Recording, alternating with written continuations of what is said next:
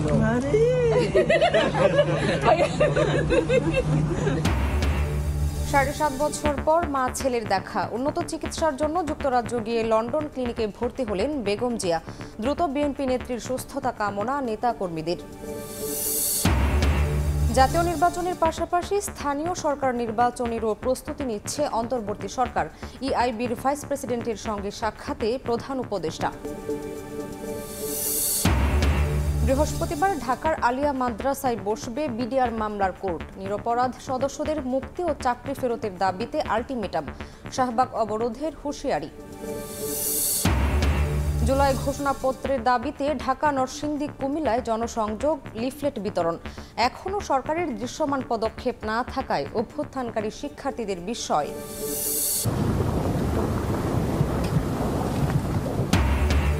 ভয়াবহ দাবানলের কবলে যুক্তরাষ্ট্রের লস অ্যাঞ্জেলেস। নিহত 2, ধ্বংস সহস্রাধিক স্থাপনা। জীবনের ঝুঁকিতে শহরের সব বাসিন্দা। রেড অ্যালার্ট জারি।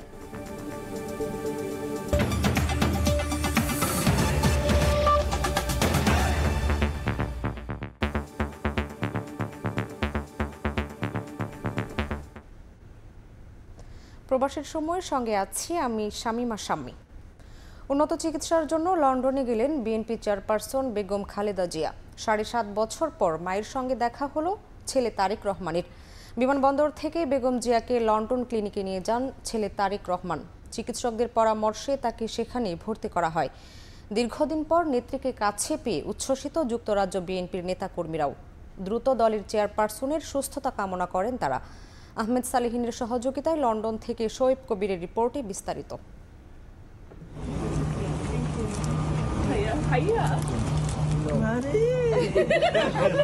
বছরের হিসেবে 7 বছর 5 মাস, তবে এই যেন কয়েক যুগ পর আলিঙ্গন মা ছেলের। যুক্তরাজ্যের হিথ্রো বিমানবন্দর থেকে বেরোতে ছেলেকে তারেক নামে ডেকে বুকে জড়িয়ে নিলেন মা বেগম খালেদা জিয়া। এই সময় তৈরি হয় আবেগঘন এক পরিবেশের। দীর্ঘদিন পর পরিবারের সদস্যদের দেখা পেয়ে উচ্ছ্বসিত বিএনপি নেত্রীও।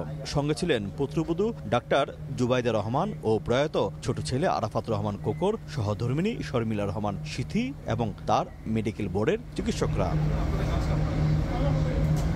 বাংলাদেশ সময় বুধবার দুপুর 2:55 তাকে বহনকারী কাতারের আমিরের পাঠানো বিশেষ এয়ার অ্যাম্বুলেন্সটি লন্ডনের হিথ্রো বিমানবন্দরে অবতরণ করে। এই সময় বিমানবন্দরের ভিতরে তাকে স্বাগত জানান জুবাইদা রহমান। বাইরে বেরিয়ে আসতেই বিএনপির ভারপ্রাপ্ত চেয়ারম্যান তারেক রহমান, মা বেগম খালেদা জিয়া সহ সফররত চিকিৎসক দল ও সবাইকে বুকে জড়িয়ে অভিবাদন জানান। হিথ্রো বিমানবন্দর এলাকায় তৈরি হয় আনন্দঘন পরিবেশের। যুক্তরাজ্য বিএনপির সকল নেতৃবৃন্দ সহ প্রবাসী নেতৃবৃন্দ আমরা খুবই আনন্দিত।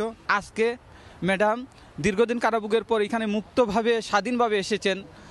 উনার স্বাধীনভাবে চলাফেরা আমাদের অনুপ্রেরণা যোগায়। আমাদের বিশ্বাস উনি সুস্থ হয়ে বাংলাদেশের গণতন্ত্রের হাল ধরবেন, বাংলাদেশের মানুষকে জাতীয়তাবাদের সাথ দেবেন। মাদের ছেলের যে মিলনের অনুভূতি, এটা এক্সপ্লেইন করা ভেরি ডিফিকাল্ট।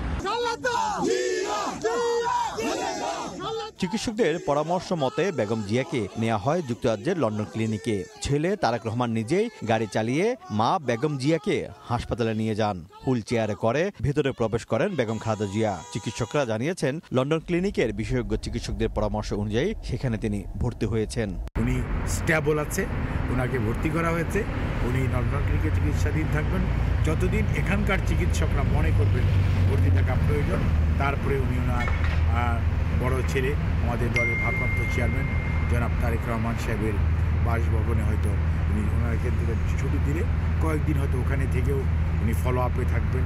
আর্থাইটিস, ডায়াবেটিস, উচ্চ রক্তচাপ ও লিভার সিরোসিস সহ নানা রোগে আক্রান্ত বেগম খালেদা জিয়া। তার উন্নত চিকিৎসার জন্য দেশের বাইরে নিতে বহুবার তৎকালীন আওয়ামী লীগ সরকারের কাছে আবেদন করেও ব্যর্থ হয় বিএনপি চেয়ারপারসনের পরিবার, চিকিৎসক ও দল। 5 আগস্ট ছাত্র জনতার গণ অভ্যুত্থানে শেখ হাসিনা পালিয়ে গেলে বিদেশে উন্নত চিকিৎসার দ্বার উন্মোচন হয় সাবেক প্রধানমন্ত্রী বেগম খালেদা জিয়ার। এবারের চিকিৎসার জন্য লন্ডন সফরে মা ছেলের সাক্ষাতে ভবিষ্যৎ দলীয় কর্মপরিকল্পনা নির্ধারণ করা হবে বলে ধারণা করা হচ্ছে। শোয়েব কবির, সময় সংবাদ, লন্ডন। বেগম খালেদা জিয়া সুস্থ হয়ে তারেক রহমানকে সঙ্গে নিয়ে দেশে ফিরবেন, এমন প্রত্যাশার কথা জানিয়েছেন বিএনপি চেয়ারপারসনের উপদেষ্টা জয়নুল আবদিন ফারুক। বুধবার রাজধানীর জাতীয় প্রেস ক্লাবে আলোচনা সভায় কথা বলেন তিনি। মা ছেলেকে নিয়ে বাংলাদেশে আসবে, কেউ ঠেকাতে পারবে না তার জনপ্রিয়তা। আমার নেতার 2 কক্ষ বিশিষ্ট সংসদ, 2বারের বেশি প্রধানমন্ত্রী নয়, বাংলাদেশের মানুষ যেন সামাজিকভাবে বিশ্বের দরবারে জিয়াউর রহমানের আদর্শকে ভিত্তি করে মাথা উঁচু করে দাঁড়াতে পারে, সেই ব্যবস্থা করার জন্যই ইনশাআল্লাহ তারেক রহমান বাংলাদেশে আসবে। একটি নিরপেক্ষ নির্বাচনের মাধ্যমে বাংলাদেশে ক্ষমতায় এসে বাংলাদেশের গণতন্ত্রকে সমুন্নত রাখবে। প্রধান উপদেষ্টা ডক্টর মোহাম্মদ ইউনূস বলেছেন, জাতীয় নির্বাচনের পাশাপাশি স্থানীয় সরকার নির্বাচনেরও প্রস্তুতি নিচ্ছে অন্তর্বর্তী সরকার। বুধবার রাষ্ট্রীয় অতিথি ভবন যমুনায় প্রধান উপদেষ্টার সঙ্গে ইউরোপিয়ান ইনভেস্টমেন্ট ব্যাংকের ভাইস প্রেসিডেন্ট নিকোলা বিয়ারের সঙ্গে সৌজন্য সাক্ষাতে কথা জানান তিনি। এ সময় বাংলাদেশের অন্তর্বর্তী সরকারের সংস্কারমূলক কাজে সহায়তার আশ্বাস দেন ইউরোপিয়ান ইনভেস্টমেন্ট ব্যাংকের ভাইস প্রেসিডেন্ট। বলেন, ইউরোপীয় ইউনিয়ন ব্যাংক সরকারের নেয়া সংস্কারমূলক উদ্যোগকে সমর্থন করে। এ সময় ডক্টর মোহাম্মদ ইউনূস দুর্নীতি মোকাবিলা, সুন্দরবন আশপাশের অঞ্চল ও নদী ব্যবস্থাপনার জন্য ইআইবির সহযোগিতা কামনা করেন। এছাড়া আগামী জাতীয় সংসদ নির্বাচন নিয়ে তার সরকারের পরিকল্পনা তুলে ধরেন প্রধান উপদেষ্টা।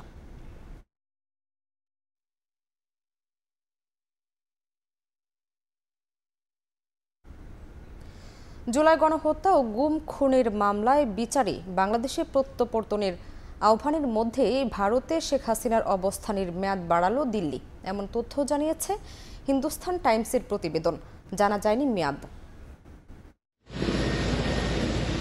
ছাত্র জনতার গণ অভ্যুত্থানের মুখে 5 আগস্ট দেশ ছেড়ে দিল্লিতে পালিয়ে যান তৎকালীন প্রধানমন্ত্রী শেখ হাসিনা। গণহত্যা ও গুম খুনের মামলায় বিচারের মুখোমুখি করতে গত 23 ডিসেম্বর প্রত্যর্পণ আইনে তাকে ফেরত চেয়ে চিঠি দেয় বাংলাদেশ। তবে এখনও কোনো সাড়া দেয়নি দিল্লি। মঙ্গলবার আওয়ামী লীগের শাসনামলে গুম ও জুলাই অভ্যুত্থানে গণহত্যায় জড়িত অভিযোগে শেখ হাসিনা সহ 97 জনের পাসপোর্ট বাতিল করেছে অন্তর্বর্তী সরকার। এর মধ্যেই জানা গেল শেখ হাসিনার ভারতে অবস্থানের মেয়াদ বাড়িয়েছে নয়াদিল্লি। দেশটির সংবাদ মাধ্যম হিন্দুস্তান টাইমসের প্রতিবেদনে উঠে এসেছে এমন তথ্য। নাম প্রকাশ না করার শর্তে সূত্রের বরাতে দ্য হিন্দুস্তান টাইমস জানায়, শেখ হাসিনা যেন ভারতে আরও সময় অবস্থান করতে পারেন সেজন্য তার ভিসার মেয়াদ বাড়ানো হয়েছে। এছাড়া তাকে কোনো ধরনের রাজনৈতিক আশ্রয় দেয়া হয়নি বলেও নিশ্চিত করেছে ওই সূত্র। কেননা ভারতে কাউকে রাজনৈতিক আশ্রয় দেওয়ার সুযোগ নেই। হাসিনার ভিসার মেয়াদ বাড়ানোর কাজটি করেছে ভারতের কেন্দ্রীয় স্বরাষ্ট্র মন্ত্রণালয়, আর পুরো প্রক্রিয়াটি সম্পন্ন করেছে লোকাল ফরেনার্স রিজিওনাল অফিস।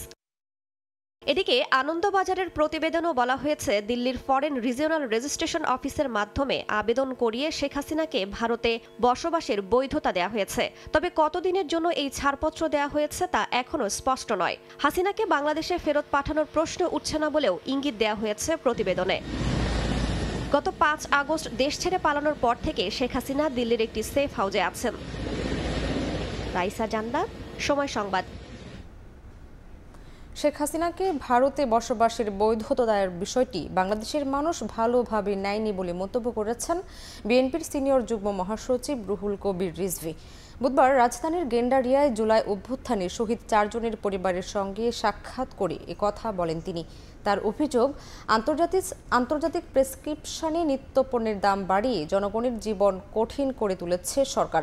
মুদ্রণ ব্যবসার সঙ্গে শেখ হাসিনার ঘনিষ্ঠজনরা জড়িত অভিযোগ করে রিজভী বলেন, নতুন বছরে বই বিতরণ নিয়ে শিক্ষা উপদেষ্টার মন্তব্য দায়সারা। এছাড়াও যারা জনতার বিরুদ্ধে অস্ত্র ধরেছে তাদের বিচারের পাশাপাশি শেখ হাসিনার দোসরদের নামে থাকা সব স্থাপনা শহীদদের নামে নামকরণের আহ্বান জানান রিজভী।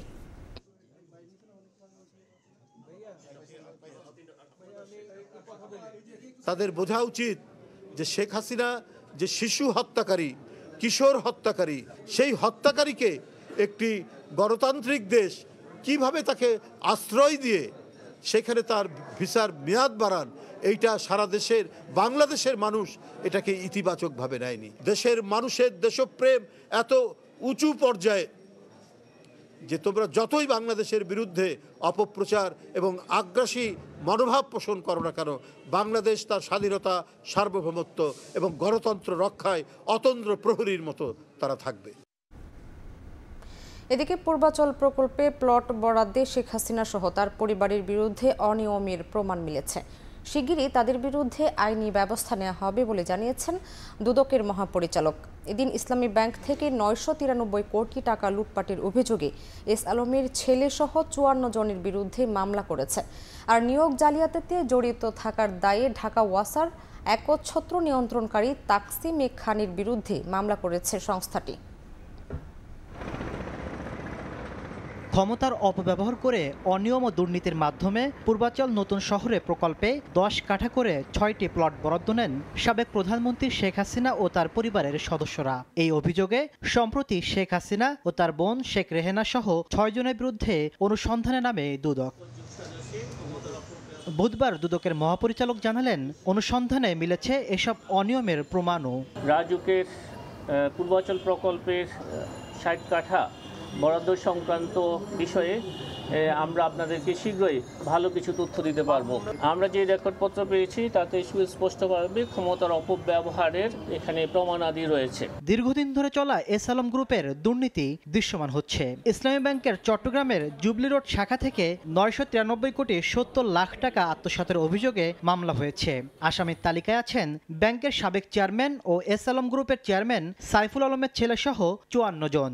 993 কোটি 73 লক্ষ টাকারও বেশি টাকা আত্মসাৎ সহ মানি লন্ডারিং সংক্রান্ত অভিযোগে এস আলমের 2 পুত্র এবং তার 2 ভাই সহ 54 জন কর্মকর্তা কর্মচারী জড়িত রয়েছেন। এদিন ঢাকা ওয়াসার পরিচালক পদে নিয়ম না মেনে 2 জনকে নিয়োগের ঘটনায় সাবেক এমডি তাকসিম এ খান সহ 10 জনের বিরুদ্ধে মামলা করেছে দুদক। ওয়াসার নিয়োগ সংক্রান্ত আইন ও প্রচলিত বিধিবিধান অনুসরণ না করে নিয়োগ প্রদানের অভিযোগে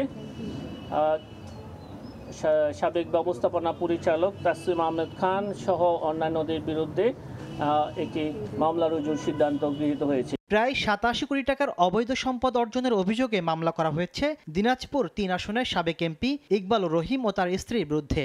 মামলা হয়েছে ঢাকা 13 আসনের সাবেক এমপি সাদেক খান ও তার পরিবারের বিরুদ্ধেও। তাসলিম তৌহিদ, সময় সংবাদ, ঢাকা।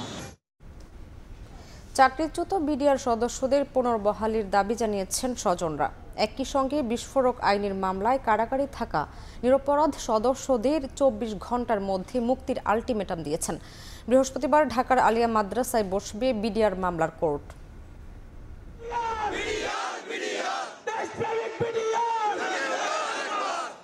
বুধবার ভোরের আলো ফোটার আগেই কানায় কানায় পূর্ণ হয় কেন্দ্রীয় শহীদ মিনার। চাকরিচ্যুত বিডিআর সদস্যদের পুনর্বহাল এবং কারাগারে থাকা সদস্যদের মুক্তির দাবিতে এই মানববন্ধন। সাবেক বিডিআর সদস্যদের পাশাপাশি এতে অংশ নেন কারাগারে থাকা ব্যক্তিদের পরিবারের লোকজনও। মানববন্ধনে স্লোগানে প্রতিবাদ জানানো হয় বিগত সরকারের নানা সিদ্ধান্তে। বক্তব্যে ফুটে ওঠে গত 15 বছরের ক্ষোভ আর নির্যাতনের কত শত গল্প। আমার নামে 3টা মামলা ছিল। শেখ হাসিনা সরকার আমাদের নামে সরকার হয়ে মিথ্যা মামলা দিয়েছিল।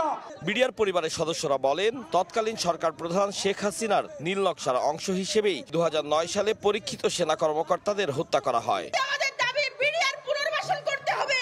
এখনো পর্যন্ত 16 বছর যারা জেলে বন্দী আছে অতি শীঘ্রই কালকের মধ্যেই মুক্তি দিতে হবে। আমাদের সম্মান, আমাদের সবকিছু আমাদেরকে ফিরিয়ে দেওয়া হোক। বেলা বাড়তেই দাবিগুলোর সঙ্গে একাত্মতা প্রকাশ করে সমাবেশে অংশ নেয় বৈষম্য বিরোধী ছাত্র আন্দোলনের নেতারাও। তারা বলেন, পিলখানা হত্যাকাণ্ডের দিনটিকে সেনা হত্যা দিবস ঘোষণা করতে হবে। একজন বিডিআরও যদি রাষ্ট্রীয় জুলুমের শিকার হয়, এই নতুন বাংলাদেশে আমরা ছাত্র সমাজ তা মেনে নেব না। সমাবেশ শেষে শুরু হয় বিক্ষোভ মিছিল। 7 দফা দাবি নিয়ে প্রধান উপদেষ্টার কার্যালয়ে স্মারকলিপি দিতে গেলে শাহবাগে আটকে দেয় পুলিশ। পরে 9 সদস্যের প্রতিনিধি দল প্রধান উপদেষ্টার কার্যালয়ে গেলেও দেখা মেলেনি প্রধান উপদেষ্টার। কার্যকরী পদক্ষেপ আমরা না দেখতে পাই, তাহলে আমরা এর চেয়ে অনেক বেশি কঠিন কর্মসূচি দেব। 2009 সালে বিডিআর সদর দফতরে হত্যাকাণ্ডের ঘটনায় 139 আসামির মৃত্যুদণ্ড দেয়া হয়। যাবজ্জীবন সাজা দেওয়া হয় 185 জনকে। আরো 228 জনকে দেয়া হয় বিভিন্ন মেয়াদে সাজা। আতাউর কাউসার, সময় সংবাদ, ঢাকা। জুলাই বিপ্লবের ঘোষণাপত্রে বিভিন্ন বিষয় অন্তর্ভুক্তির দাবিতে রাজধানীসহ কয়েকটি জেলায় জনসংযোগ লিফলেট বিতরণ করেছে বৈষম্য বিরোধী ছাত্র আন্দোলন ও জাতীয় নাগরিক কমিটি। এ সময় অন্তর্বর্তী সরকারের দৃশ্যমান কোনো পদক্ষেপ না থাকায় বিস্ময় প্রকাশ করেন হাসনাত আব্দুল্লাহ। আর ফ্যাসিবাদী রাষ্ট্র কাঠামো বিলোপ করে গণ অভ্যুত্থানের চেতনা ধরে রাখার আহ্বান সার্জিস আলমের। জুলাই বিপ্লবের ঘোষণাপত্রে গণহত্যার বিচার, শহীদদের রাষ্ট্রীয় স্বীকৃতি, রাষ্ট্র সংস্কার, সংবিধান বাতিল করে গণপরিষদের নির্বাচন সহ 7টি বিষয় অন্তর্ভুক্তির দাবিতে রাজধানী সহ সারা দেশে লিফলেট বিতরণ ও গণসংযোগ কর্মসূচি করেছে বৈষম্য বিরোধী ছাত্র আন্দোলন ও জাতীয় নাগরিক কমিটি। নরসিংদী সড়কে সড়কে জাতীয় নাগরিক কমিটির মুখ্য সংগঠক সার্জিস আলম জুলাই বিপ্লবে গণ অভ্যুত্থানের গুরুত্ব তুলে ধরে জনসংযোগ করেন। দাঁড়ে দাঁড়ে গিয়ে করেন লিফলেট বিতরণ। এ সময় অনিয়মের বিরুদ্ধে প্রতিরোধ গড়ে তোলার আহ্বান জানিয়ে সার্জিস আলম জুলাই ঘোষণাপত্রে স্বৈরাচার দোসরদের বিচার নিশ্চিত করা সহ 7টি বিষয় অন্তর্ভুক্তির দাবি জানান। 1947 সালের পাকিস্তান আন্দোলন, 71 সালের মুক্তিযুদ্ধ এবং 24 সালের জুলাই গণ অভ্যুত্থানের ধারাবাহিকতা পরিষ্কার করতে হবে। আমরা আমাদের জায়গা থেকে কোনোটিকেই অস্বীকার করব না। এদিকে বুধবার বিকেলে কুমিল্লা টাউন হল মাঠে জনসংযোগ করেন বৈষম্য বিরোধী ছাত্র আন্দোলনের আহ্বায়ক হাসনাত আব্দুল্লাহ। এ সময় জুলাই বিপ্লব ঘোষণাপত্র প্রকাশে অন্তর্বর্তী সরকারের দৃশ্যমান কোনো পদক্ষেপ না থাকায় বিস্ময় প্রকাশ করেন তিনি। 15 জানুয়ারির মধ্যে ঘোষণাপত্র প্রকাশের দাবি জানান হাসনাত আব্দুল্লাহ। 31 ডিসেম্বরের পরে এতদিন চলে গেলেও আমরা দৃশ্যমান কোনো পদক্ষেপ কিন্তু এখনো পর্যন্ত দেখিনি। 15 জানুয়ারির মধ্যে এই গণ অভ্যুত্থানের এই জুলাই প্রক্লেমেশন অফ জুলাই রেভলিউশনকে ঘোষণা করতে হবে। এদিকে রাজধানীতেও কর্মসূচি পালন করেছে বৈষম্য বিরোধী ছাত্র আন্দোলন ও জাতীয় নাগরিক কমিটি। সব রাজনৈতিক দল ও ঐক্যের ভিত্তিতে দ্রুত ঘোষণাপত্র প্রকাশের দাবি নেতাদের। জুলাই অভ্যুত্থানের শহীদদের রাষ্ট্রীয় স্বীকৃতি এবং দ্রুততম সময়ের মধ্যে আহতদের বিনামূল্যে সুচিকিৎসা প্রদান করতে হবে। বিপ্লবীদের আকাঙ্ক্ষা, গণ অভ্যুত্থানে অংশগ্রহণকারীদের আকাঙ্ক্ষাই বাস্তবায়ন আমাদের মূল লক্ষ্য। আমাদের যে বর্তমান অন্তর্বর্তীকালীন সরকার আছে তারা খুব দ্রুততম সময়ের মধ্যে এই প্রোক্লেমেশনটি জারি করবে এবং সকলের ঐকমতের ভিত্তিতে এই প্রোক্লেমেশন জারি করবে, যাতে কোনোভাবে বাংলাদেশের জনগণ বঞ্চিত না হয়। জুলাই ঘোষণাপত্রে জন আকাঙ্ক্ষা জানতে 11 জানুয়ারি পর্যন্ত সারা দেশে সমাবেশ ও জনসংযোগ করবে অভ্যুত্থানকারী শিক্ষার্থী ও জাতীয় নাগরিক কমিটি। রাইদুল ইসলাম শুভ, সময় সংবাদ, ঢাকা। বৈষম্য বিরোধী ছাত্র আন্দোলনের চট্টগ্রাম বিশ্ববিদ্যালয়ের সমন্বয়ক খান তালাত মাহমুদ রাফিকে নিয়ে একটি গণমাধ্যমে প্রকাশিত প্রতিবেদনে করা অভিযোগের যথাযথ প্রমাণ পাওয়া যায়নি। এ নিয়ে গণমাধ্যমটি দুঃখ প্রকাশ করেছে বলে জানিয়েছে বৈষম্য বিরোধী ছাত্র আন্দোলন। সন্ধ্যায় রাজধানীর বাংলা মোটরে সংগঠনের প্রধান কার্যালয়ে সংবাদ সম্মেলনে জানানো হয়, এরই মধ্যে প্রকাশিত প্রতিবেদনটি প্রত্যাহার করেছে গণমাধ্যমটি। সম্প্রতি রাফির বিরুদ্ধে মুঠোফোনে অর্থ বিনিময়ের অ্যাপে 32 লাখ টাকা লেনদেনের অভিযোগ নিয়ে প্রতিবেদন প্রকাশ করে একটি গণমাধ্যম। সংবাদ সম্মেলনে সংগঠনের সদস্য সচিব আরিফ সোহেল বলেন, যেহেতু নৈতিক স্খলনের অভিযোগ উঠেছে তাই ঘটনা তদন্তে কমিটি করা হবে। এদিকে জুলাই গণ অভ্যুত্থান বিষয়ক বিশেষ সেল ঘোষণা করেছে বৈষম্য বিরোধী ছাত্র আন্দোলন।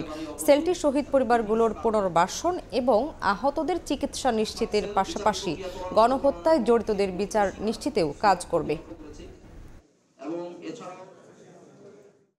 বিভিন্ন পেজ থেকে ছড়িয়ে যাওয়া একটা খবর রাফির ব্যাপারে যে তিনি অর্থ আত্মসাৎ করেছেন, দুর্নীতির সাথে জড়িত, এই খবরটি কাইন্ড অফ কপি পেস্ট করে আর কি without any kind of verification তাদের পত্রিকার পেজ থেকে তারা দিয়েছেন এবং পরে তারা দুঃখ প্রকাশ করে সরিয়ে ফেলেছেন। এটা আমরা লক্ষ্য করেছি। কিন্তু যেহেতু একটা অভিযোগ উঠে এসেছে এবং এই অভিযোগটা নৈতিক স্খলন জড়িত, তাই আমরা এটাকে সর্বোচ্চ গুরুত্ব দিচ্ছি এবং আমাদের মধ্যে একটি সাংগঠনিকভাবে তদন্ত কমিটি হবে। সেই কমিটি এই ব্যাপারটি তদন্ত করবে। আমরা আশা করব যে জুলাই গণ অভ্যুত্থানের যে আদর্শ, সেখান থেকে যে কেউ, তিনি যেই হন না কেন, যদি বিচ্যুত হন তাকে আমরা তদন্ত সাপেক্ষে বিচারের আওতায় আনার পক্ষপাতী এবং এই লক্ষ্যে আমরা কাজ করব। বিভিন্ন থানার হত্যা মামলায় নতুন করে গ্রেফতার দেখানো হয়েছে সাবেক আইজিপি চৌধুরী আবদুল্লাহ আল মামুন, সাবেক মন্ত্রী জুনায়েদ আহমেদ পলক, অ্যাডভোকেট কামরুল ইসলাম ও কামাল আহমেদ মজুমদার সহ 7 জনকে।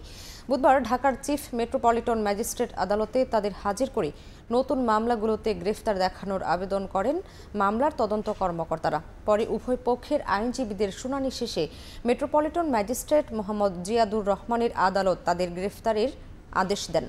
এ সময় রাষ্ট্রপক্ষের আইনজীবী বলেন, জুলাই আন্দোলন প্রতিহত করতে অভিযুক্তরা প্রত্যক্ষ ও পরোক্ষ ভূমিকায় ছিলেন, পাশাপাশি ক্ষমতায় থাকাকালীন নানা দুর্নীতির সঙ্গেও জড়িত ছিলেন তারা।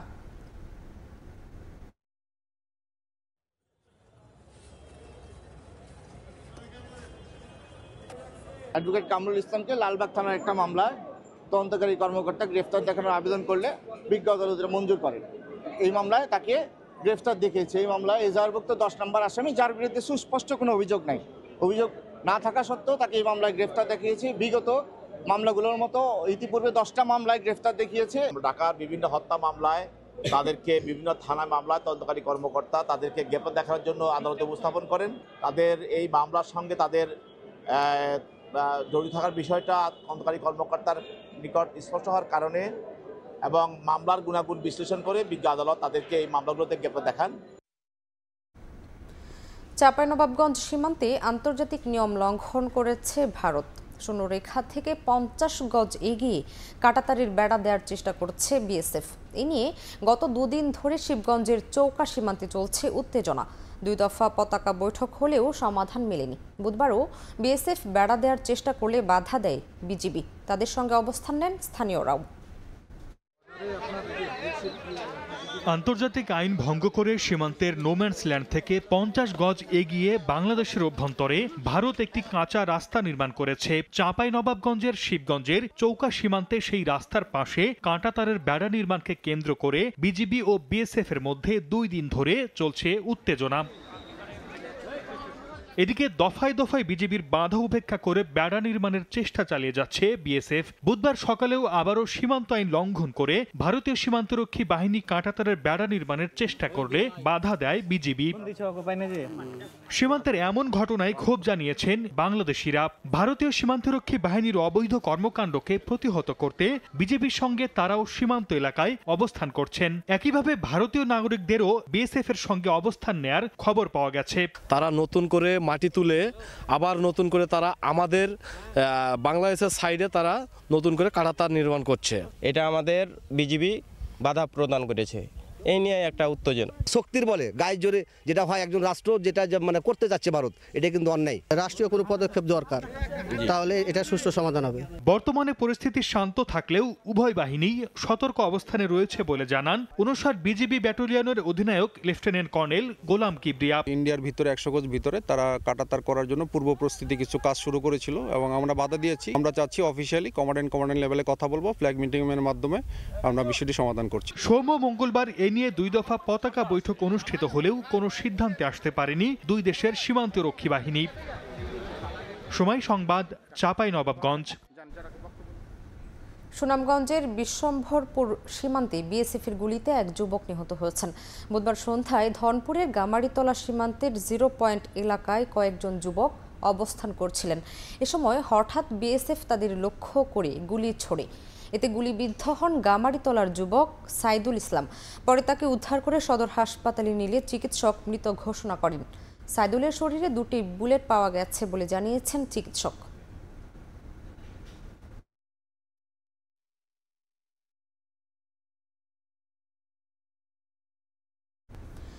আওয়ামী সরকারের এমপিদের নামে আনা 42টি পাজেরো গাড়ি নিলামের পরিবর্তে আমদানিকারক প্রতিষ্ঠানকে দিয়ে ছাড় করানোর সিদ্ধান্ত নিয়েছে এনবিআর। অন্তত 400 কোটি বাড়তি রাজস্ব লাভের আশায় এনবিআরের এই সিদ্ধান্ত।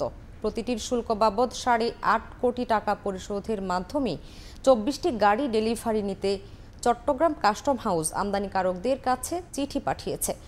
তবে অতিরিক্ত শুল্কায়নের কারণে গাড়িগুলো বিক্রি না হওয়ার শঙ্কা ব্যবসায়ীদের। সাখাওয়াত ত্রিপুর ক্যামেরায় বিস্তারিত জানাচ্ছেন কমলদি। 5 মাসের বেশি সময় ধরে চট্টগ্রাম বন্দরের কারশেডে এভাবে সারিবদ্ধভাবে পড়ে আছে পতিত আওয়ামী লীগ সরকারের সংসদ সদস্যদের নামে আনা শুল্কমুক্ত সুবিধার গাড়ি। ছাত্র জনতার গণ আন্দোলনে গাড়ি আমদানিকারক দ্বাদশ সংসদের সংসদ সদস্যরা পালিয়ে যাওয়ায় গাড়িগুলো ছাড় করা নিয়ে জটিলতার সৃষ্টি হয়। চট্টগ্রাম কাস্টম হাউজের পাঠানো একাধিক চিঠির প্রেক্ষিতে শেষ পর্যন্ত আমদানিকারকদের আবেদনের বিপরীতে ছাড় করার সিদ্ধান্ত জানিয়েছে জাতীয় রাজস্ব বোর্ড। আমদানিকারকগণ যদি তার অনুকূলে ছাড়করণ করে, যথাযথ শুল্ক পরিশোধ করে, তাহলে তার অনুকূলে ছাড়করণ করা হবে, নাহলে আমরা নিলাম প্রক্রিয়া চলে যাব। গত বছরের 14 সেপ্টেম্বর এই গাড়িগুলো নিয়ে আসা হয়েছিল বন্দরের কারশেডে। আইন অনুযায়ী 30 দিন অর্থাৎ 14 অক্টোবরের মধ্যে আমদানিকারক এসব গাড়ি ছাড় না করায় নিলামের জন্য 24টি land cruiser by paper Chattogram custom হাউজের কাছে হস্তান্তর করেছে চট্টগ্রাম বন্দর কর্তৃপক্ষ। যে প্রক্রিয়াই হোক না কেন, এটা অকশন আউট হোক কিংবা প্রকৃত আমদানিকারক ডিউটি দিয়ে ডেলিভারি নিক, আমরা চাই আমাদের জায়গাটা খালি হোক। এমপিভুক্ত গাড়ি যেখানে ডিক্লারেশন আছে, তো এমপিরাই তো নাই, এই গাড়ি আবার আমদানিকারককে। তবে নিলাম না করে আমদানিকারকদের কাছে গাড়ি হস্তান্তরের প্রক্রিয়া নতুন করে আইনি জটিলতার সৃষ্টি হতে পারে বলে শঙ্কা বিডারদের। যদি বর্তমান কমিশনার মহোদয় ওই সিদ্ধান্ত নেয়, হয়তো জাতীয় রাজস্ব বোর্ডের স্বার্থে যদি করে থাকে, আমাদের বলার কিছু নাই। যেহেতু এমপিরা নাই, এটা স্বাভাবিক কারণে নিলামে বিক্রি করায় মনে হয় গভর্নমেন্টের রুলস অনুযায়ী নিলামে বিক্রি করতে হবে। জাপান থেকে আমদানি করা প্রতিটি গাড়ির আমদানি মূল্য 1 থেকে 1.5 কোটি টাকা। তার সঙ্গে 8.5% হিসেবে আমদানি শুল্ক যুক্ত হলে গাড়ির বাজার মূল্য দাঁড়াবে 12 থেকে 15 কোটি টাকা। এত চড়া দামে এই গাড়ি বাজারে বিক্রি হবে না বলে দাবি গাড়ি ব্যবসায়ীদের। 10 কোটি টাকা মূল্য হিসাবে এই গাড়ি কেউ বের করবে বলে আমার মনে হয় না। আমদানিকারককে একবার চিঠির মাধ্যমে ছাড়াবে কিনা জিজ্ঞাসা করে, এটা দেরি না করে পরবর্তী পদক্ষেপ আসলে অকশনের মাধ্যমে দিয়ে দেওয়াই আমি বেটার মনে করি। তারান্না হালিম কিংবা জান্নাতারা হ্যান্ডির গাড়ি সহ মোট 42টি গাড়ি চট্টগ্রাম সহ বিভিন্ন বন্দরে আটকা পড়ল। ক্রিকেটার সাকিব আল হাসান এবং ব্যারিস্টার সুমন সহ 7 জন তৎকালীন সংসদ সদস্য জুলাই মাসে গাড়ি ছাড় করে নিয়েছে। এর আগেও নিলামে দীর্ঘসূত্রিতার কারণে নষ্ট হয়েছে শত শত গাড়ি। আর এর ফলে একদিকে যেমন সরকার রাজস্ব হারাচ্ছে, ঠিক তেমনি গাড়ি আমদানি বাবদ লাখ লাখ মার্কিন ডলার বিদেশে চলে যাচ্ছে।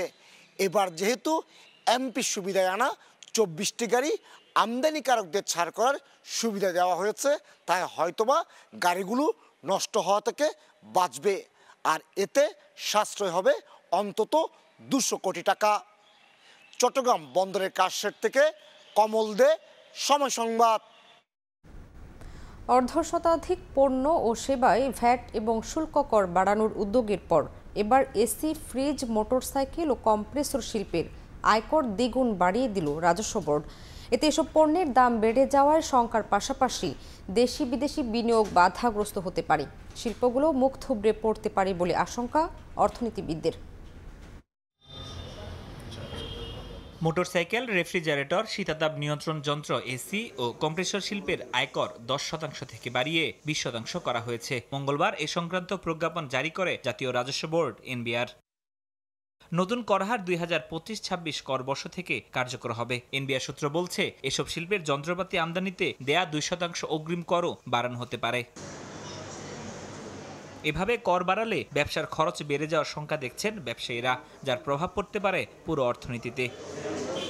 রাজস্ব আয় বাড়ানোর এমন পদক্ষেপ মূল্যস্ফীতি কমাতে সহায়ক হবে না, অন্যদিকে শিল্প খাতের বিনিয়োগকেও বাধাগ্রস্ত করবে বলে শঙ্কা অর্থনীতিবিদদের। রাজস্বের ক্ষেত্রে বেশ কিছু যেহেতু ঘাটতি রয়ে যাচ্ছে, তো এই কারণে সরকার আসলে ওই মনোযোগ দিচ্ছেন ওই রাজস্ব বাড়ানোর ক্ষেত্রে।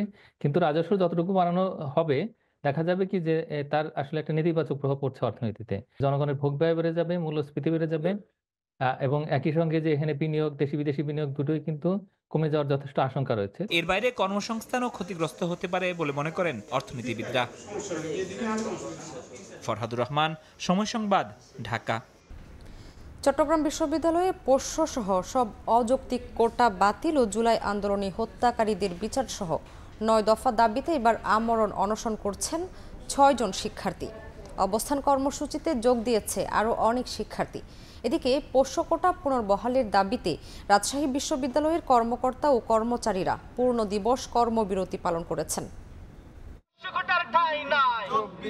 পোষ্য কোটা বাতিল সহ 9 দফা দাবিতে চট্টগ্রাম বিশ্ববিদ্যালয়ও উত্তাল হয়ে উঠছে। এবার দাবি আদায়ে আমরণ অনশনে নামলেন আন্দোলনকারী 6 শিক্ষার্থী। অবস্থান কর্মসূচিও পালন করছেন তারা। বুধবার দুপুর 12টার দিকে অনশন কর্মসূচি শুরু করেন। পরে প্রশাসনের পক্ষ থেকে প্রক্টর, 2 উপাচার্য সহ শিক্ষকরা শান্তিপূর্ণ আলোচনার জন্য শিক্ষার্থীদের আহ্বান জানান। এ সময় পোশাকোটা বাতিল, টিএসসি নির্মাণ, শাটল ট্রেনের নিরাপত্তা নিশ্চিত সহ 9 দফা দাবি তুলে ধরা হয়। এদিকে পোশাকোটা পুনর্বহলের দাবিতে রাজশাহী বিশ্ববিদ্যালয়ের কর্মকর্তা ও কর্মচারীরা পূর্ণ দিবস কর্মবিরতি পালন করেছেন। বিশ্ববিদ্যালয়ের প্রশাসনিক ভবনের সামনে অবস্থান নিয়ে তারা এই কর্মসূচি পালন করেন। এর আগে গত 2 জানুয়ারি শিক্ষার্থীদের আন্দোলনের মুখে পোশাকোটা মৌখিকভাবে বাতিলের ঘোষণা দেন উপাচার্য। এটা আসলে প্রাতিষ্ঠানিক সুবিধা, সব বছরই যে একইভাবে ভর্তি নেয় আমাদের ইউনিভার্সিটি তা না। কর্মসূচি দাবি আদায় না হওয়া পর্যন্ত চলবে। অন্যদিকে বৈষম্য বিরোধী ছাত্র আন্দোলনের বিপক্ষে অবস্থান নেয়া ও অস্ত্র নিয়ে শোডাউন দেয়ায় রাজশাহী প্রকৌশল ও প্রযুক্তি বিশ্ববিদ্যালয়ের 1 শিক্ষক এবং 4 কর্মকর্তাকে চাকরিচ্যুত করার পাশাপাশি বহিষ্কারের দাবিতে বিক্ষোভ করেন শিক্ষার্থীরা। 2 কর্মকর্তার কক্ষে তালাও ঝুলিয়ে দেন আন্দোলনকারীরা। স্বৈরাচারের যারা দোষর ছিল তারা 5 আগস্টের পরপর ক্যাম্পাস ছাড়া হয়েছিল, কিন্তু আমরা দেখতে পাচ্ছি পরবর্তীতে তারা আবার ক্যাম্পাসে আসতেছে। তো আমরা এটার প্রতিবাদ স্বরূপ আজকে আমরা 2 জনের রুমে তালা লাগালাম। এটা আর কি আমাদের প্রাণের দাবি যে তাদেরকে স্থায়ী বহিষ্কার করা হোক। তদন্ত করে সিন্ডিকেটের মাধ্যমে অভিযুক্তদের বিরুদ্ধে ব্যবস্থা নেওয়ার প্রক্রিয়া শুরু করার কথা জানিয়েছেন রুয়েটের ছাত্র কল্যাণ পরিচালক অধ্যাপক ডক্টর রবিউল ইসলাম সরকার। সর্দার মোহাম্মদ আরিফ, সময় সংবাদ। ঢাকা বিশ্ববিদ্যালয় ছাত্র সংসদ ডাকসু নির্বাচনের দাবিতে বিশ্ববিদ্যালয় ক্যাম্পাসে মিছিল করেছেন শিক্ষার্থীরা। বুধবার রাত 10টার দিকে বিজয় 71 হলের সামনে থেকে শুরু হওয়া মিছিল ক্যাম্পাস প্রদক্ষিণ করে। এ সময় দ্রুত নির্বাচনের রোডম্যাপ ঘোষণার দাবিতে নানা স্লোগান দেন অংশগ্রহণকারীরা। না হলে ধারাবাহিক কর্মসূচি পালন করা হবে বলেও ঘোষণা দেওয়া হয়।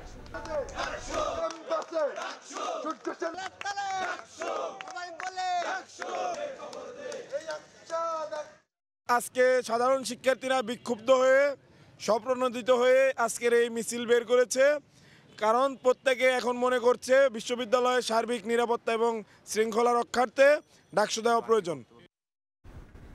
3 ধাপে 40,000 কৃষি যন্ত্র কাগজে কলমে বিতরণ হলেও বাস্তবে এর অস্তিত্ব নেই, এমন অভিযোগের পরিপ্রেক্ষিতে কৃষি সম্প্রসারণ অধিদপ্তরে অভিযান চালিয়েছে দুদক।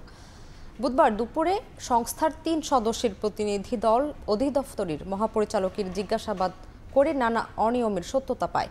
রেকর্ডপত্র পর্যালোচনার পর প্রয়োজনীয় ব্যবস্থা গ্রহণ করা হবে বলে জানিয়েছেন দুদকের সহকারী পরিচালক। শেখ হাসিনা সরকারের আমলে কৃষি সম্প্রসারণ অধিদপ্তরের আওতায় কৃষি যান্ত্রিকীকরণ প্রকল্পে 3 ধাপে 3,509 কোটি টাকা বরাদ্দ দেয়া হয়। দুদকের তথ্য বলছে 3 ধাপে 40,000 কৃষি যন্ত্র কাগজে কলমে বিতরণ হলেও বাস্তবে নেই কোনো অস্তিত্ব। এছাড়া প্রয়োজনীয় শর্ত পূরণ না করে বাংলামার্ক এবং আদি লিমিটেড নামের 2টি কোম্পানি থেকে মেশিন কেনার অর্ডার দেওয়ার জালিয়াতির পাশাপাশি ভুয়া বিল ভাউচার তৈরি করে প্রায় 250 কোটি টাকা আত্মসাৎ করা হয়। এসব অভিযোগের প্রেক্ষিতে বুধবার দুপুরে কৃষি সম্প্রসারণ অধিদপ্তরে অভিযান চালায় দুদক। দুদকের জিজ্ঞাসাবাদে অধিদপ্তরের মহাপরিচালক সাইফুল আলম আগের সরকারের আমলে করা অনিয়মের বিষয়গুলোর তদন্ত করে ব্যবস্থা নেওয়ার কথা জানান। এই অনিয়মগুলি হয়েছে বলেই তো আজকে কথা বলি। ফলে মনিটরিং ব্যবস্থাটা খুব, যেমন আমি নিজে যখন ডিটি ছিলাম সেখানে আসলে আমার উপপরিচালককে কোনো মনিটরিং ব্যবস্থার মধ্যে সংযুক্ত রাখা হয়নি। প্রকৃত কৃষক সিলেকশন করা হয় নাই, যাচাই করা হয় নাই, তারপরে আদৌ লোকটা এতগুলি প্রয়োজন কিনা সেটা নির্ণয় করা হয় নাই। এ সময় কৃষকদের কাছ থেকে মেশিন বাবদ প্রকৃত দামের চেয়ে 3 গুণ বেশি অর্থ আদায় এবং প্রকল্প সংশ্লিষ্টদের গাফিলতি সহ নানা অনিয়মের অভিযোগের সত্যতা পায় দুদক। হারভেস্টিং মেশিনগুলো বিতরণের ক্ষেত্রে কৃষক নির্বাচনে অনিয়ম হয়েছে বা যে প্রতিষ্ঠানগুলোর সাথে টেন্ডার হয়েছে প্রতিষ্ঠানগুলো প্রয়োজনীয় শর্ত পূরণ করেনি। অভিযান শেষে দুদকের সহকারী পরিচালক সাজ্জাদ হোসাইন জানান, রেকর্ডপত্র পর্যালোচনা করে প্রয়োজনীয় ব্যবস্থা গ্রহণ করা হবে। আমাদের যে ফাইন্ডিংস, আমরা একটা রিপোর্ট আমাদের কমিশনে জমা দিব এবং ওই রিপোর্টের ভিত্তিতে কমিশনের নির্দেশে আমরা পরবর্তী ব্যবস্থা গ্রহণ করব। এ সময় দুদকের অন্যান্য কর্মকর্তারাও উপস্থিত ছিলেন। তুষার আহমেদ ইমন, সময় সংবাদ, ঢাকা। বিপন্ন প্রজাতির 8টি মুখ পোড়া হনুমান উদ্ধার করেছে ডিবি পুলিশ। বুধবার রাজধানীর যাত্রাবাড়িতে অভিযান চালিয়ে এগুলো উদ্ধার করা হয়। এ সময় পাচারকারী চক্রের 2 সদস্যকে আটক করে পুলিশ। পরে ভ্রাম্যমাণ আদালত পরিচালনা করে তাদের অর্থ ও কারাদণ্ড দেওয়া হয়। রাজধানীর যাত্রাবাড়ি এলাকা হয়ে পাচার হচ্ছে বিপন্ন প্রজাতির কিছু বন্যপ্রাণী। এমন খবরে কাজলা ব্রিজ এলাকায় অভিযান পরিচালনা করে ডিএমপির ডিবি ওয়ারি বিভাগ। অভিযানে বিপন্ন প্রজাতির 8টি মুখপোড়া হনুমান উদ্ধার সহ পাচার চক্রের 2 সক্রিয় সদস্যকে গ্রেফতার করা হয়। পরে ভ্রাম্যমাণ আদালত বসিয়ে গ্রেফতারদের কারাদণ্ড ও অর্থদণ্ড দেওয়া হয়। আমরা ওটাকে আটক করি, আটকের পরে 2 জন আসামি ধরা পড়ে। বিদেশি ম্যাজিস্ট্রেট আসেন এবং উনি আমাদেরকে সাহায্য করেন। উনি 2 জন আসামিকে আপনি হলো 6,000 করে 12,000 টাকা জরিমানা এবং 21 দিন জেল প্রদান করেন। বন্যপ্রাণীগুলো পাচারের উদ্দেশ্যে চট্টগ্রাম থেকে সাতক্ষীরা নেওয়া হচ্ছিল। উদ্ধারের পর সেগুলো গাজীপুরের সাফারি পার্কে পাঠানোর নির্দেশ দেন বিভাগীয় বন কর্মকর্তা। পরবর্তীতে আমরা এদেরকে সাফারি পার্কে তাদেরকে প্রতিপালনের ব্যবস্থা করব। আমাদের কোনো ন্যাচারাল হ্যাবিটেটে ছাড়ার মতো তারা উপযুক্ত থাকে তখন আমরা তাদেরকে ন্যাচারাল হ্যাবিটেটে অবমুক্ত করব। সাফারি পার্কে নেওয়ার পর উদ্ধার হওয়া বন্যপ্রাণীগুলোকে কোয়ারেন্টাইনে রাখা হবে। প্রদর্শনীর বিষয়ে পরে সিদ্ধান্ত নেবে কর্তৃপক্ষ। ফারদিন মাজহার, সময় সংবাদ, ঢাকা। যুক্তরাষ্ট্র দূতাবাস এবং ব্র্যাক বিশ্ববিদ্যালয়ের যৌথ উদ্যোগে আয়োজিত academy for women entrepreneurs business pitch প্রতিযোগিতার 6 বিজয়ী নারী উদ্যোক্তাকে সংবর্ধনা দেওয়া হয়েছে। সোমবার রাজধানীর EMK সেন্টারের ক্যানেডি হলে আয়োজিত এই অনুষ্ঠানে নারীদের উদ্ভাবনী ব্যবসায়িক ধারণার জন্য সম্মানিত করা হয়। এ সময় যুক্তরাষ্ট্র দূতাবাসের চার্জ দ্য অ্যাফেয়ার্স মেগান বোল্ডিন বিজয়ীদের উদ্যোক্তা হিসেবে স্বীকৃতি দেন এবং বলেন, এই নারীরা বাংলাদেশের টেকসই অর্থনৈতিক প্রবৃদ্ধিতে গুরুত্বপূর্ণ ভূমিকা পালন করবে।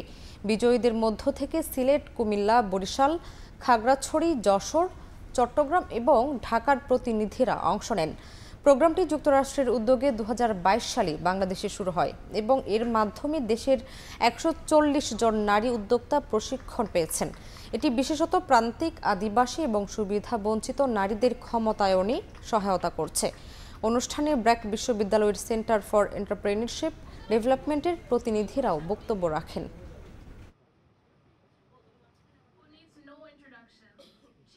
I can't wait to see how your ideas grow and how they inspire others to dream big. You are paving the way. You're showing the world what's possible when women lead. Bangladeshi বংশোদ্ভূত British পার্লামেন্টের MP রূপা হককে সংবর্ধনা দিয়েছে অতীশ দীপঙ্কর বিজ্ঞান ও প্রযুক্তি বিশ্ববিদ্যালয়। প্রধান অতিথি হিসেবে উপস্থিত ছিলেন বিশ্ববিদ্যালয়ের বোর্ড অফ ট্রাস্টিজের চেয়ারম্যান শামসুল আলম লিটন, সাবেক শিক্ষা প্রতিমন্ত্রী ও অতীশ দীপঙ্কর বিশ্ববিদ্যালয়ের স্কিল ডেভেলপমেন্ট ইনস্টিটিউটের পরিচালক আনম এহসানুল হক মিলন, ভাইস চেয়ারম্যান আরিফুল বাড়ি মজুমদার সহ বৈষম্য বিরোধী আন্দোলনের কেন্দ্রীয় নেতারাও উপস্থিত ছিলেন এই সংবর্ধনা অনুষ্ঠানে। ইতিহাসের ভয়াবহতম দাবানলে পড়ছে যুক্তরাষ্ট্রের ক্যালিফোর্নিয়ার লস অ্যাঞ্জেলেস ও আশপাশের বিস্তীর্ণ এলাকা। এতে এখন পর্যন্ত 2 জনের প্রাণহানির খবর পাওয়া গেছে। আহত হয়েছেন বেশ কয়েকজন। নিরাপদ স্থানে সরিয়ে নেওয়া হচ্ছে 70,000-এর বেশি বাসিন্দাকে। জারি রয়েছে জরুরি অবস্থা। আগুন নিয়ন্ত্রণে প্রাণপণ চেষ্টা করছে দমকল বাহিনী। পুড়ে ছাই, বন জঙ্গল, ঘরবাড়ি থেকে শুরু করে সবকিছু। বাড়িঘর ফেলে খালি হাতে প্রাণ বাঁচাতে নিরাপদ আশ্রয়ের সন্ধানে ছুটছেন বাসিন্দারা। যুক্তরাষ্ট্রের ইতিহাসে অন্যতম ভয়াবহ দাবানলে দিশেহারা ক্যালিফোর্নিয়া অঙ্গরাজ্যের হাজার হাজার মানুষ। আগুনে এরই মধ্যে বেশ কয়েকজন হতাহতের খবর পাওয়া গেছে। বন্ধ ঘোষণা করা হয়েছে আক্রান্ত এলাকার শিক্ষা প্রতিষ্ঠান ও অফিস আদালত। আগুন ধেয়ে আসছে লস অ্যাঞ্জেলেস মেট্রোপলিটন শহরের দিকেও। এতে আতঙ্কিত হয়ে পড়েছেন হাজার হাজার মানুষ। উদ্ধার কাজ ও ঝুঁকিপূর্ণ এলাকার বাসিন্দাদের নিরাপদে সরিয়ে নিতে কাজ করছে উদ্ধার কর্মীরা। আগুন নিয়ন্ত্রণে প্রাণপণ চেষ্টা চালিয়ে যাচ্ছে দমকল কর্মীরা। তবে তা বাধাগ্রস্ত হচ্ছে ঝড়ো বাতাসে। দাবানলে সৃষ্ট কালো ধোঁয়ার কুণ্ডলী লস অ্যাঞ্জেলেস মেট্রোপলিটন শহরের অধিকাংশ এলাকা ছেয়ে ফেলেছে। পুরো ছাই হয়ে গিয়েছে ঘরবাড়ি, গাছপালা। উপকূলীয় শহর সান্তা মনিকা ও মালিবু এলাকার মাঝে অবস্থিত প্যাসিফিক প্যারাডাইস এলাকার অন্তত 3000 একর এলাকা পুড়ে গেছে বলে জানান স্থানীয় কর্তৃপক্ষ। মঙ্গলবার স্থানীয় সময় সকাল 10:30টার দিকে দাবানলের উৎপত্তি। 80 থেকে 120 কিলোমিটার গতিতে ছুটে আসা বাতাসের পাশাপাশি শুকনো আবহাওয়ার কারণে মুহূর্তেই আশপাশের এলাকায় ছড়িয়ে পড়ে আগুন। দাবানলের লস অ্যাঞ্জেলেস কাউন্টির 46,000-এর বেশি বাড়ি ও ব্যবসায় প্রতিষ্ঠান বিদ্যুৎহীন হয়ে পড়েছে। প্রতিবেশী সান বার্নার্ডিনোতে 8,000 গ্রাহক বিদ্যুৎহীন অবস্থায় রয়েছেন। টোপাঙ্গা ক্যানিয়ন থেকে পালিয়ে আসার সময় বহু বাড়ি জ্বলতে দেখেছেন বাসিন্দারা। আগুন সেখান থেকে ছড়িয়ে প্রশান্ত মহাসাগরে তীর পর্যন্ত চলে গেছে। লস এঞ্জেলেসের দমকল বাহিনীর প্রধান জানান, শহরটির দমকল বাহিনী 2টি দাবানলের জন্য প্রস্তুত ছিল, কিন্তু 4টি বিশাল আকারে দাবানল নিয়ন্ত্রণে আনতে হিমশিম খাচ্ছেন তারা। বিশেষজ্ঞরা বলছেন, অব্যাহত দাবানলে যুক্তরাষ্ট্রের ইতিহাসের সবচেয়ে বেশি ক্ষয়ক্ষতি হতে পারে। সাদিয়া তাসনিম, সময় সংবাদ। এবার কানাডাকে যুক্তরাষ্ট্রের সঙ্গে যুক্ত করে নতুন মানচিত্র প্রকাশ করেছেন নবনির্বাচিত মার্কিন প্রেসিডেন্ট ডোনাল্ড ট্রাম্প। 2021 সালের 6 জানুয়ারি ক্যাপিটল হিলে হামলার ঘটনায় হিজবুল্লাহর সংশ্লিষ্টতা খতিয়ে দেখা হবে বলেও জানিয়েছেন তিনি। কানাডাকে যুক্তরাষ্ট্রের সঙ্গে একীভূত করার ট্রাম্পের ইচ্ছার কড়া জবাব দিয়েছেন প্রধানমন্ত্রী জাস্টিন ট্রুডো। বলেছেন, কানাডা কখনোই যুক্তরাষ্ট্রের সঙ্গে যুক্ত হবে না। যুক্তরাষ্ট্র থেকে হাসানুজ্জামান সাকির রিপোর্ট।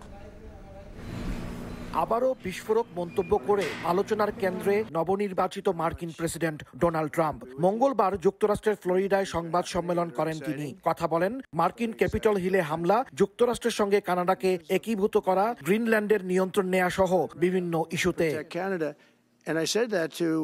সংবাদ সম্মেলনে যুক্তরাষ্ট্রের সঙ্গে কানাডাকে একীভূত করার ইচ্ছা পুনর্ব্যক্ত করেন ট্রাম্প। কানাডার সঙ্গে যুক্তরাষ্ট্রের সীমান্তকে কৃত্রিম রেখা হিসেবে উল্লেখ করে তিনি বলেন, কানাডার যুক্তরাষ্ট্রে অন্তর্ভুক্তি দেশটির অর্থনীতি ও নিরাপত্তার জন্য সুফল বয়ে আনবে। ট্রাম্পের এমন মন্তব্যের কড়া জবাব দিয়েছেন কানাডার প্রধানমন্ত্রী জাস্টিন ট্রুডো। সামাজিক মাধ্যমে পোস্ট করে তিনি জানিয়েছেন, কানাডা কখনোই যুক্তরাষ্ট্রের সঙ্গে যুক্ত হবে না। ট্রুডোর এমন পোস্টের জবাবে যুক্তরাষ্ট্রের মানচিত্রের সঙ্গে কানাডার মানচিত্র যুক্ত করে একটি ছবি সামাজিক যোগাযোগ মাধ্যমে পোস্ট করেন Trump.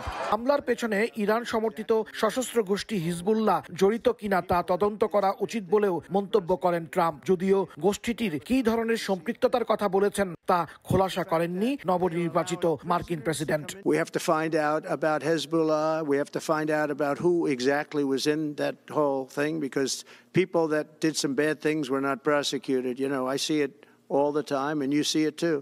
People that were doing some bad things weren't prosecuted, and people that didn't even walk into the building are in jail right now. পশ্চিমা সামরিক জোট ন্যাটোর সদস্যভুক্ত দেশের চাঁদার হার বাড়ানোর উপর জোর দিয়েছেন ট্রাম্প। এসব দেশের মোট দেশজ উৎপাদন বা জিডিপির 5% ন্যাটোর পিছনে ব্যয়ের পরামর্শ দিয়েছেন। সংবাদ সম্মেলনে ট্রাম্প বলেন, গ্রিনল্যান্ডের উপর ডেনমার্কের আইনি অধিকার থাকলেও তাদের উচিত যুক্তরাষ্ট্রের নিরাপত্তার জন্য তা ছেড়ে দেয়া, আর পানামা খালের নিয়ন্ত্রণ পুনরুদ্ধারে সামরিক ও অর্থনৈতিক শক্তি আরোপের কথাও পুনর্ব্যক্ত করেন তিনি। এছাড়াও মেক্সিকো উপসাগর বা গালফ অব মেক্সিকোর নাম পাল্টিয়ে গালফ অব আমেরিকা করার পরিকল্পনার কথা জানান নবনির্বাচিত মার্কিন প্রেসিডেন্ট। হাসানুজ্জামান সাকি, সময় সংবাদ, নিউ ইয়র্ক, যুক্তরাষ্ট্র। কট্টর ডানপন্থীদের উত্থানে নতুন বছরে নানা সংকটের আশঙ্কায় পর্তুগালের অভিবাসীরা। বেড়েছে হয়রানি, জেনোফোবিয়া বা বিদেশি আতঙ্কের মতো ঘটনা। এই পরিস্থিতিতে 11 জানুয়ারি বিক্ষোভ র্যালির ডাক দিয়েছেন দেশটির অভিবাসীরা। তারিকুল হাসান আশিকের রিপোর্টে বিস্তারিত। বাংলাদেশ সহ দক্ষিণ এশিয়ার অভিবাসন প্রত্যাশীদের কাছে গত কয়েক বছর ধরেই অন্যতম গন্তব্য হয়ে উঠেছিল পর্তুগাল। অপেক্ষাকৃত সহজ অভিবাসন নীতির সুযোগ নিয়ে ইউরোপে স্থায়ীভাবে বসবাসের সুযোগ পান উল্লেখযোগ্য সংখ্যক বাংলাদেশীয়। তবে তাদের কাছে এখন শঙ্কার কারণ হয়ে দাঁড়িয়েছে দেশটিতে ডানপন্থীদের উত্থান। গত মার্চে অল্প ব্যবধানের জয় নিয়ে পর্তুগালের সরকার গঠন করে মধ্য ডানপন্থী জোট ডেমোক্রেটিক অ্যালায়েন্স। শিক্ষা, চিকিৎসা বা বাসস্থানের মতো নানা ইস্যুতে সংকট থাকলেও সরকারি এজেন্ডায় অগ্রাধিকার পায় অভিবাসন ইস্যু। ক্ষমতায় এসেই প্রচলিত আইন বাতিল সহ কড়াকড়ি আরোপ করা হয় অভিবাসন সংশ্লিষ্ট নানা ইস্যুতে। এ অবস্থায় সামনের দিনগুলোতে সেগা অর্থাৎ কট্টর ডানপন্থীদের উত্থান অভিবাসীদের জন্য বড় চ্যালেঞ্জ বলে মনে করছে সংশ্লিষ্টরা। সেগার মতো কট্টর ডানপন্থীরা পর্তুগালে যেভাবে প্রভাব বিস্তার করেছে তা উদ্বেগের। এমনকি বর্তমান পার্লামেন্টেও তাদের অনেক শক্ত অবস্থান। পর্তুগালের বর্তমান অবস্থানে অভিবাসীদের অবদান স্বীকার না করে উল্টো যে কোনো সমস্যায় তাদেরই দায়ী করে দেশটির নাগরিকদের বিভ্রান্ত করা হচ্ছে। সামনের দিনগুলোতে অভিবাসীদের জন্য আরো কঠিন কিছু অপেক্ষা করছে। বাম রাজনীতির সাথে যুক্ত পর্তুগিজরা বলছেন, ক্ষমতা ধরে রাখতে ও কট্টর ডানপন্থীদের ভোট নিজেদের দিকে টানতে অভিবাসীদের হাতিয়ার ব্যবহার করছে বর্তমান সরকার।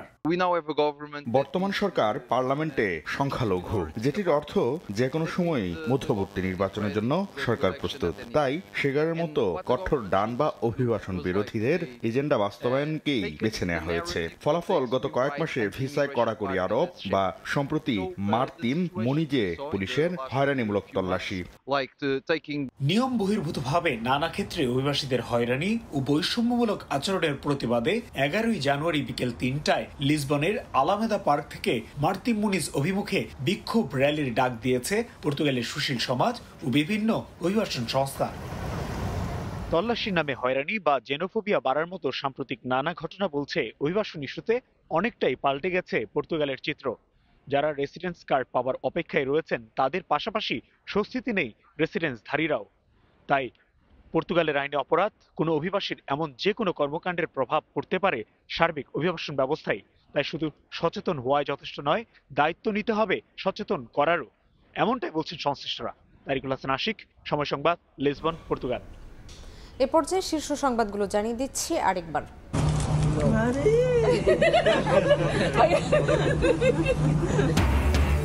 7.5 বছর পর মা ছেলের দেখা। উন্নত চিকিৎসার জন্য যুক্তরাজ্য গিয়ে লন্ডন ক্লিনিকে ভর্তি হলেন বেগম জিয়া। দ্রুত বিএনপি নেত্রীর সুস্থতা কামনা নেতাকর্মীদের। জাতীয় নির্বাচনের পাশাপাশি স্থানীয় সরকার নির্বাচনেরও প্রস্তুতি নিচ্ছে অন্তর্বর্তী সরকার। ইআইবির ভাইস প্রেসিডেন্টের সঙ্গে সাক্ষাতে প্রধান উপদেষ্টা।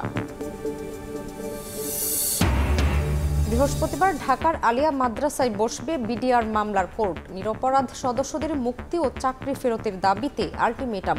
শাহবাগ অবরোধের হুঁশিয়ারি।